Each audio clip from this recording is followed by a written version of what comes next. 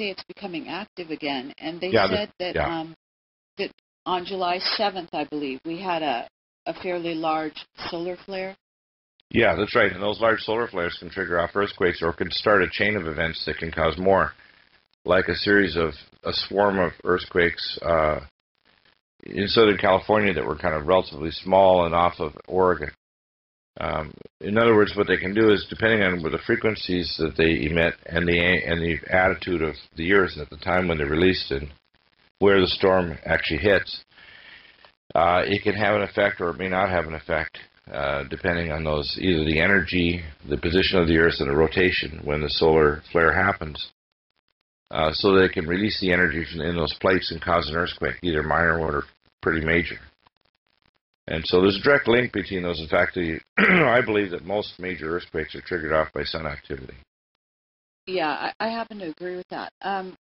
So, you called me this morning. You also mentioned right off the bat that you thought that there were some earth changes coming that people need to be aware of. They're already happening. What are those?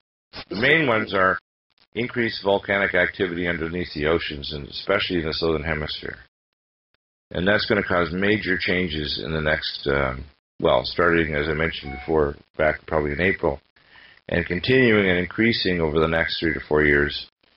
My other sources of information, both regular and classified, and this is from power corporations in the U.S. and Canada and elsewhere, is they expect a solar mass ejection to be large enough that it will take out most of the grid, potentially, in North America and a lot of our satellites. And when?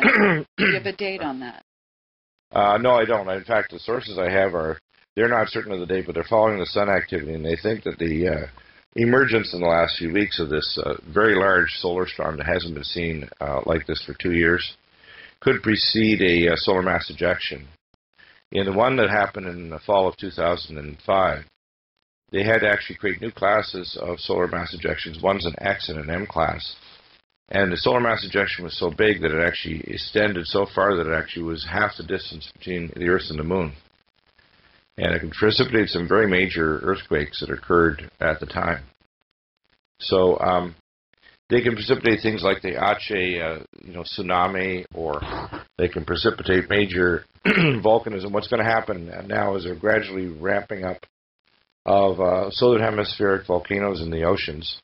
They're going to change the world climate dramatically, mainly increasing rainfall in some areas that don't need too much rain, and other areas where there's going to be a lot less rain, which means famine, it means mudslides, it means major climate shift. And then, of course, it's very likely that the solar storms that are occurring now, the sun has been very quiet for some time, is going to start ramping up, and you're going to start seeing the solar cycle 24, instead of being really quiet, may become very active. There's a difference of opinion on that. Some people suggest that it could be we're entering a quiet period that could last up to 30 years. I don't believe that. I believe that we're probably ending up with the calm before the storm, that we're going to start seeing a lot more solar activity between now and 2013. In fact, the power corporations tell me they expect the power grid to go down by 2013. This is both published information as well as my classified sources. You mean go down in a permanent way, or just go down temporarily? No, significant enough damage it'll take years to repair. And you're talking worldwide, or just North America? Well, it depends on which part of the Earth is exposed when the solar mass ejection occurs. Oh, okay. If it's North America, your North American grid is going to be gone in some ways, it may take years to repair it. Because the solar mass ejection doesn't just knock out the grid. Every integrated circuit, for example, all the freeways in California would be parking lots because those cars won't move. Anybody with an integrated circuit in their computer or their watch, anything electronic will be fried. So it'll basically put whatever part of the world is exposed to this back into the Stone Age. Right. Okay. Well, this is great. I think that we have kind of a great overview at this moment. I think that getting the panel will be very helpful to the listeners to get a full perspective of what is likely to happen. And as I tell people, we're not a victim of the future, we're the co-authors of it. But we have to be fully informed and get good quality information as to what's happening. For example, they're not being honest enough about the fact that geomagnetic storms are downing aircraft in this particular zone of the oceans between South America, Antarctica, and South Africa. And that's not very good. They're not being honest with the fact that flights over the polar areas also have a danger area in the north, near the Arctic Ocean, of transpolar flight. So the fact they're not talking about this, and they're trying to lie and talk about cap and trade, which is a complete garbage lie. They're not dealing with pollution. They're talking about carbon dioxide and trying to tax us on carbon dioxide, when what they need to do is reduce things like no more use of depleted uranium, no dirty fuels like dirty coal being used in China. If even we have to export cleaner fuels like natural gas from Alaska and convert all our plants, we need to stop polluting. And we need to stop allowing trash to create an ocean of trash out in the North Pacific that's 3 times the size of the state of Texas.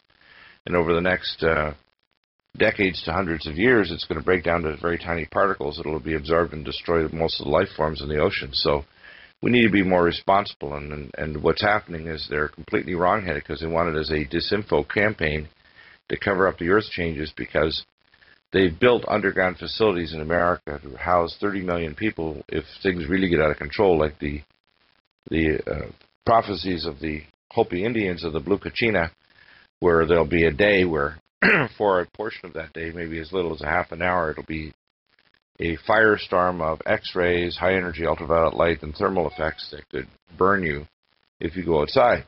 And I believe that we are coming to a time when that's very probable that that will happen. Right. And the public is not being told that this is happening. They're not being told about the dangers in coastal areas. They're not being told about the dangers of major earthquakes or food supplies, or even just the disappearance of the grid. They're not being, the public is not being prepared for these things, and it seems to me extremely telling that this pandemic emerged just at a time when they're moving toward a world currency, and the globalists that are running the world may have a twisted idea that maybe if they start a pandemic, they can reduce the population before chaos arrives, with major earth changes causing major famine, major collapse in the geomagnetosphere, and the collapse of crops like the grassy plants, all of the grain crops on Earth disappearing in a matter of weeks because they have as little as a half an hour of an ultraviolet surge that destroys the grain crops in the northern hemisphere or southern hemisphere. And that's what I expect to see happening. Okay. I think it's likely to happen. All right. Are you having, this is a last question, and then maybe we can just briefly discuss whether or not we should go, and publish this ahead of time here, or we should wait and do our panel. It's all to you. I think if you want to, you can publish it. I think people are they're not prepared for voluntary home quarantine by themselves. They're not prepared to start filing injunctions. A lot of people are not prepared for, they've kind of shored up the economic issues with obviously deals with the Russians and Chinese for a time because they're moving toward a ultimate cashless financial system. But the real problem that's going to overtake all of us is the earth changes. And those earth changes, including the pandemic that's coming, that, by the way, is probably also triggered off, at least partially, by solar activity that's as the sun and the earth and our solar system passes through the galactic plane. We're going to face things as a planet that we haven't faced for many thousands of years. And it's going to challenge the ability of civilization to survive. Yeah, I understand, and I do. Well, we can make it, but we have to start being more honest with each other. And we also have to not think we can just make vaccines. If we thought they were helpful, which I don't believe they're going to be any benefit, they're going to be dangerous. We have great proof that even if you believed in vaccines, you know that they can't genetically be accurate. I don't believe they will do any benefit. They'll suppress the immune system. Yeah, they'll create well, our information is saying that Tamiflu will contain, as I said, the avian flu virus on top. Yeah, well, that's even another more horrifying thing. If that proves correct, and again, I haven't checked that out yet or done any other intuitive kind of analysis, but what I see coming is we already have, in a sense, people will be, quote, on fire as the nations have the lower pathogenic H1N1 flu. As it acquires new genes, its lethality will rise to about 2.5% to 5% in the Western world in the next year in multiple waves, with the ultimate danger of it interacting and recombining with H5N1, the avian flu, which has, in the high pathogenic strains, 6 different substrains.